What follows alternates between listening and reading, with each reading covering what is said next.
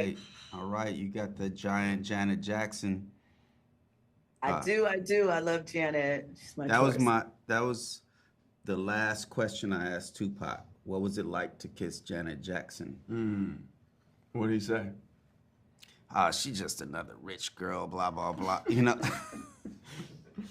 Well, kind of along those lines, but sort of a pivot. I appreciate the history.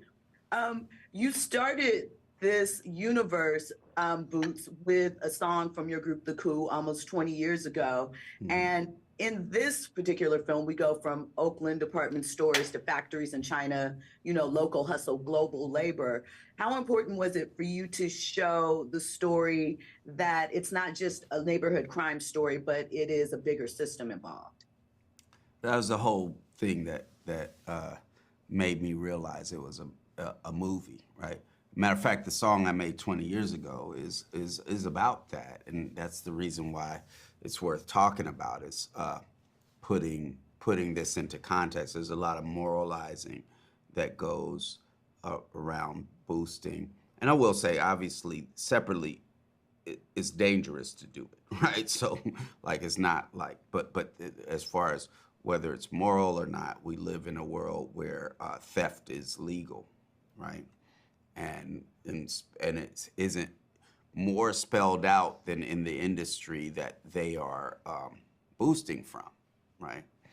Um, but separately, they're not necessarily outside of that industry because if you think about stuff like the boosters in the East Coast that did all the Ralph Lauren stuff and made polo popular and made their thing become this, uh, fashion from black folks and people of color and just other poor neighborhoods is what rises up to be inspiring the fashion houses.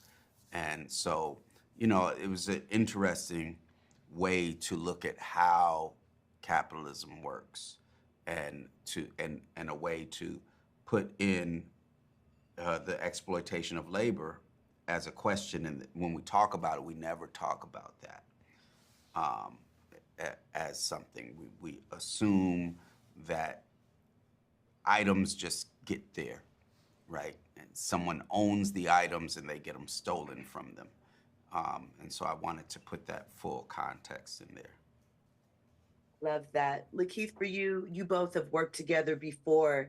And one thing that is consistent in this universe is the sort of oddity or uniqueness to it. So, as an actor working with this rhythm, how do you find the emotional honesty inside a universe that's already a bit bent? All right, you're gonna come my way. I wanna get someone to love it. Oh, baby, come on. One of the things I love about Janet Jackson's music is that, and this is gonna tie back around to the answer. Don't worry. Is I that got it's all about love. And every time I hear it, I just feel so good, and I just feel so full of feelings of love and connection. And I think at the center of all of us, we just want to connect and we just want to be felt connected to and come together.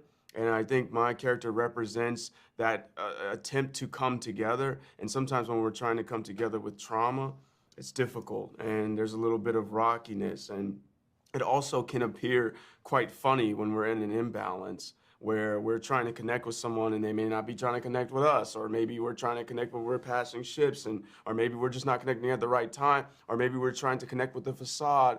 There's so many things that can make it awkward. And so humor is very much a part of the exploration of love and connection. So, but so is pain. And so I wanted to kind of incorporate all of these different elements and show the internal struggle of what it can be and the persistence in the will to connect, even though one that might not be really prepared to do so. I love that. So, for both of you, this film plays the idea that fashion in Black and Brown neighborhoods is absorbed, repackaged, sold back at luxury prices. So, I want to know, in that part of the story, that aspect, what was the important message you wanted people to walk away from the theater with in that particular focus? Well, I don't think the film offers a separate solution to it from the main solution it offers, which is that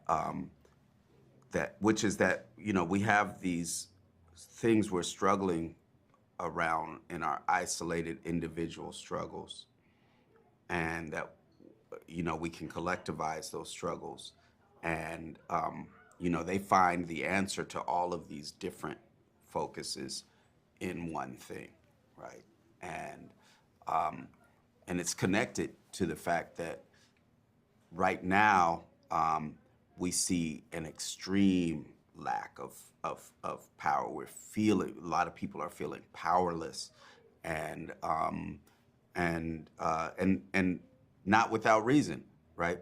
We have the U.S. and Israel going around saying, "How dare you say we might be even involved in genocide in genocide in Palestine?" They are, and fire people for that, do all that sort of stuff, and then one day later go and say, "You know what? We're about to commit genocide tomorrow," right? And you would think that they couldn't do both of those things, either one of those things, but definitely not both of those things. And the reason they're able to do that is they know we feel powerless, and they know that we know there's some truth to that, because until we have a movement that can affect their power, they can do whatever they want. And power under capitalism comes from capital. That's why it's called capitalism. And we actually create the capital. And when I say we, okay, I'm not in the working class anymore, but the working class creates the capital. And the working class can have an effect on that if we create a mass, militant, radical labor movement, one that can use the withholding of labor to shut down parts of industries, whole industries, swaths of industries, and through that demand policy change. We're not going to, under this same system, get a fix for those things that we're talking about. But in the middle of struggling for that, you can get things changed as you're struggling for something more.